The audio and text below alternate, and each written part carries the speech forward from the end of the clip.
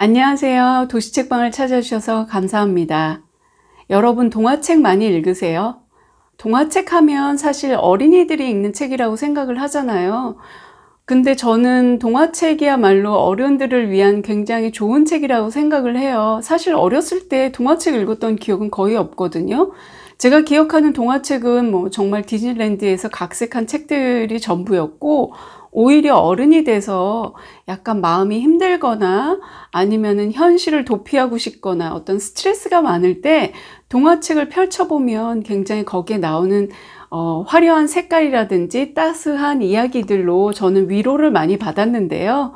사실 어렸을 때는 동화책을 거의 읽었던 기억이 없어요. 오히려 만화책을 많이 읽었었던 것 같아요. 그 중에서 제가 좋아했던 만화 중에 하나가 이제 보물섬이라는 월간 잡지가 있었어요. 기억하시는 분들은 이제 저와 좀 연배가 비슷할 테고요. 제 위로 오빠랑 언니가 있는데요. 당연히 오빠가 보고 언니가 보고 그다음 저한테 이제 돌아왔겠죠. 그래서 그 책 중에서 정말 재밌게 읽었었던 거는 이제 달려라 하니, 맹꽁이 서당. 맹꽁이 서당은 이제 역사가 많이 나오잖아요. 그리고선 이제 정말 좋아했었던 건 둘리. 이제 둘리를 보면은 어렸을 때는 정말 둘리가 너무 착하고 예쁘고 재밌고 둘리의 친구들도 굉장히 좋아했고요. 그리고 오히려 고길동이라는 그 아저씨가 너무 미운 거예요. 막 둘리 엄청 구박하잖아요. 그러고 있다가 제가 나이가 들어서 어른이 돼서 둘리를 다시 봤을 때 정말 길동이 아저씨는 천사인 거예요. 천사. 정말 밑도 끝도 없이 정말 어떤 근본도 모르는 외계 생명체들이 와가지고 집안을 완전 엉망으로 만들어 놓잖아요. 둘리 있죠. 또치 있죠. 그 다음 도넛 있죠. 게다가 이제 마이콜이라는 가수 있죠. 그리고 조카도 데려와서 이렇게 돌보잖아요. 그러니까 길동이 아저씨는 너무너무 착한 사람인 거예요. 오히려 둘리가 완전 민폐덩어리라고 생각이 들더라고요. 그러니까 결국에 내가 어른이 돼서 관점이 바뀌었구나. 이 만화책의 내용은 바뀐 게 하나도 없잖아요. 그때나 지금이나 만화책은 똑같지만 그걸 바라보는 관점이 바뀌었구나. 세상은 바뀌지 않지만 내가 세상을 바라보는 그 관점이 바뀌기 때문에 세상의 다른 면을 본다는 거죠. 그러니까 어렸을 때는 정말 둘리의 천진난만하고 말썽 부리고 또 이제 귀엽게 장난치고 그런 면이 보였다면 지금 어른이 되니까 길동이 아저씨의 착한 모습이 보이기 시작한 거죠. 한때는 동화를 읽으면서 내가 되게 어른이 돼서 씁쓸하다라는 생각이 들었었어요. 하지만 또 그 단계를 넘고 나니까 어린아이의 세계도 이해가 되고 어른의 세계도 이해가 되고 결국에는 내가 그 사이에서 균형점을 찾고 내가 진정으로 행복할 수 있는 어떤 관점을 갖는 게 굉장히 중요하구나. 이것이야말로 어떤 성숙의 단계가 아닐까라는 생각을 했죠. 사실 책이라는 것도 작가가 나는 이렇소 라고 써도 어떤 독자가 읽느냐에 따라서 이게 다르게 해석이 되고 또 그 독자가 어떤 상황에 처했는지 어린 독자인지 아니면 나이가 많은 독자인지에 따라서 이 책을 보는 관점이 다 다르게 되거든요. 여행지도 마찬가지라고 해요. 제가 20대 때 봤던 파리랑 지금 제가 바라보는 파리는 아마 다를 거예요. 그거는 파리는 변하지 않았는데 제가 변한 거죠. 그러니까 그 변화에 대해서 굉장히 나쁘다고 생각을 했었는데 그게 아니라 정말 변화가 나를 성숙시키는 하나의 발전 단계라고 생각하니까 이러한 관점의 변화에 대해서 굉장히 자유롭더라고요.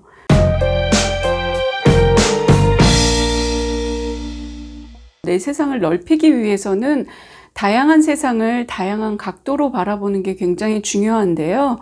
오늘 저와 함께 이야기할 이 동화 경제사는 동화를 어떤 경제학적인 면에서 풀어낸 책이에요. 사실 동화를 볼 때는 동화에 섞여 있는 어떤 이면을 한 개인의 심리나 어떤 가정사로 풀어낸 책은 굉장히 많은데요. 동화와 경제 좀 어울리지 않는 것 같잖아요.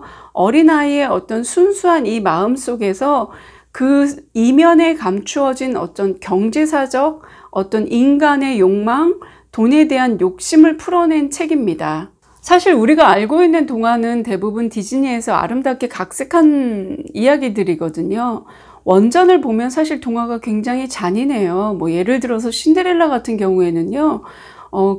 왜 그 언니들 있잖아요. 못된 언니들. 그 못된 언니들이 그 유리구두를 신으려고 그게 유리구두가 안 들어가잖아요. 근데 그거를 끼워 맞추려고 자기 막 발 뒤꿈치를 막 자른다든가. 우리나라 콩쥐팥쥐 같은 경우에는 이제 굉장히 팥쥐 엄마가 못되게 나오잖아요. 그래서 그 팥쥐 엄마가 그 꾸민 모든 계략을 알고선 그 원님이 팥쥐를 죽여서 젓갈로 만들어서 그 젓갈을 그러니까 팥쥐 엄마한테 먹이게 하는 그런 형벌을 내리거든요. 그러니까 얼마나 잔인해요. 제가 읽었던 콩쥐팥쥐는 전혀 이런 게 아니었었거든요.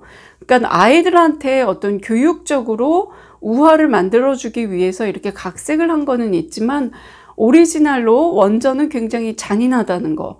그러면 그 잔인한 그 이야기를 왜 썼을까 했을 때는 그 당시에 이렇게 동화라는 것이 항상 이렇게 어떤 창작자가 있는 동화도 있지만 구전되어서 내려오는 동화도 굉장히 많잖아요. 그러니까 저쪽 동네에서 얘기하는 콩쥐팥이 틀리고 이쪽 동네에서 얘기하는 콩쥐팥이 틀리거든요.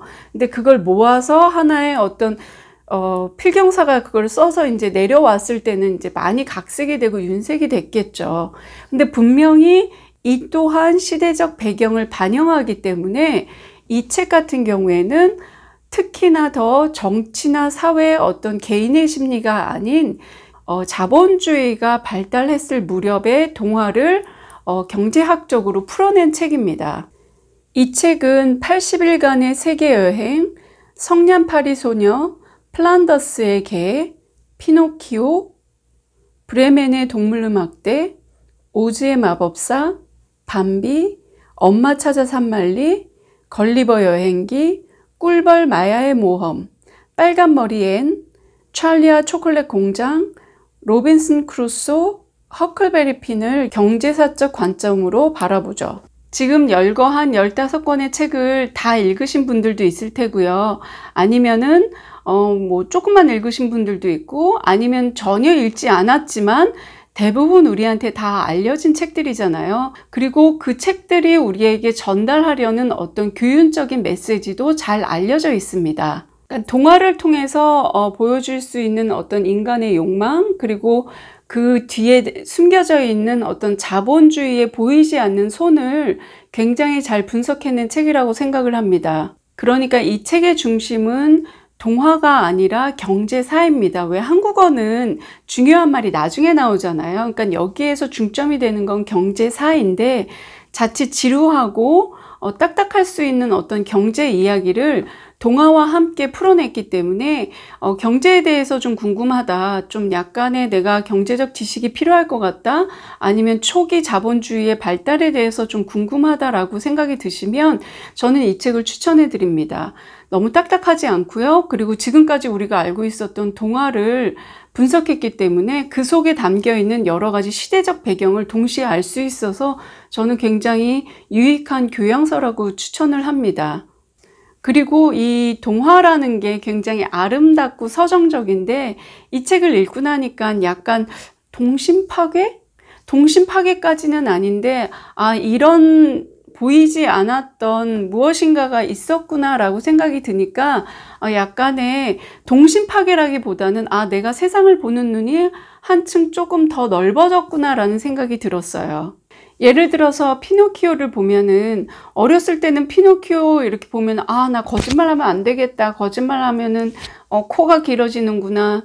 그리고 학교에 꼭 열심히 가야 되겠다. 안 그러면은 혼나겠구나. 학교는 열심히 가야 되는 곳, 엄마 말 잘 듣고 거짓말하지 말고 이렇게 생각을 하잖아요. 근데 사실 피노키오가 쓰여졌을 때는 굉장히 결말이 비극이었다고 합니다. 근데 이 독자들이 막 항의를 했다고 해요.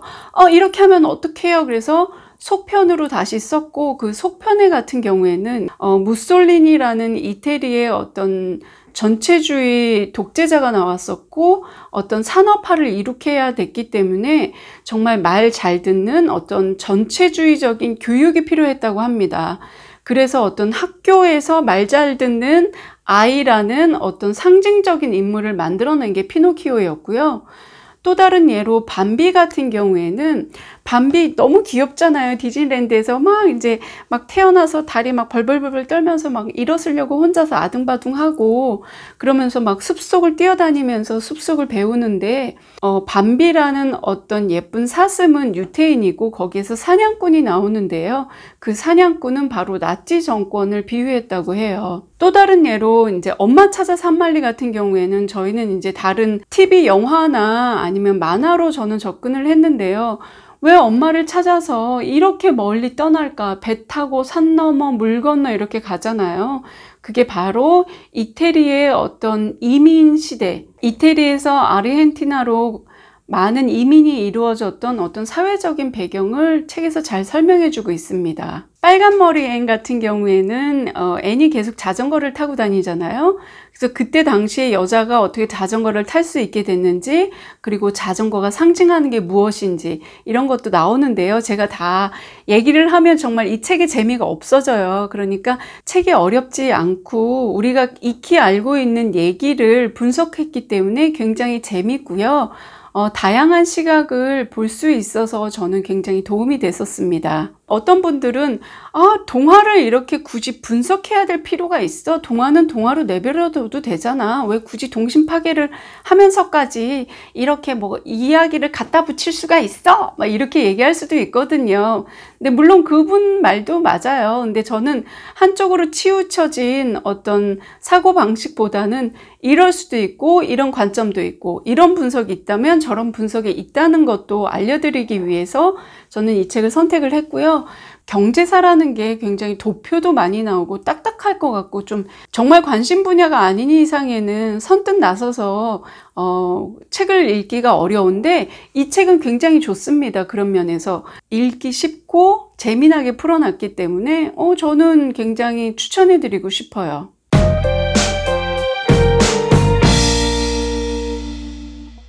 보여지는 게 전부가 아니잖아요. 어렸을 때는 동화가 보여주는 세상이 전부인 것처럼 느껴지고, 그리고 거기에서 전달하는 교훈적인 메시지가 분명히 저의 성장이나 어린아이의 성장에 도움이 됐겠죠. 하지만 어른이 되고 나니까 그게 전부가 아니라는 생각이 들면서 보이지 않는 세상을 볼 수 있는 어떤 해안을 길러야 되겠다라는 생각이 들었고, 그래서 책을 읽기 시작했고요.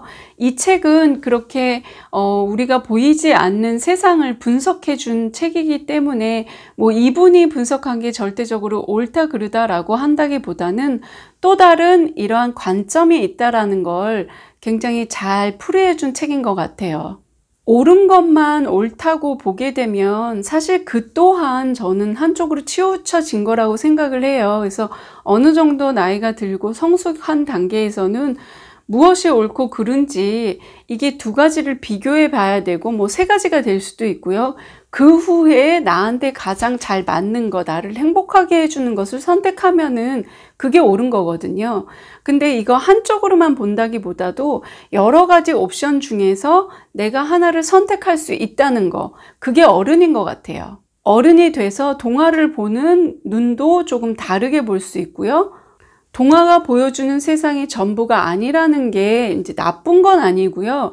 분명히 이 세상에는 모순이 존재하고 그 모순을 보면서 이게 옳다 그르다를 따지는 게 아니라 이러한 모순이 있으니까 내가 이렇게 해야 되겠다라는 어떤 일종의 가이드라인을 만들어 줄 수 있어서 저는 책을 읽거든요. 그러한 면에서 이 책은 다양한 관점을 제시했기 때문에 저는 굉장히 추천해 드리는 책이고요.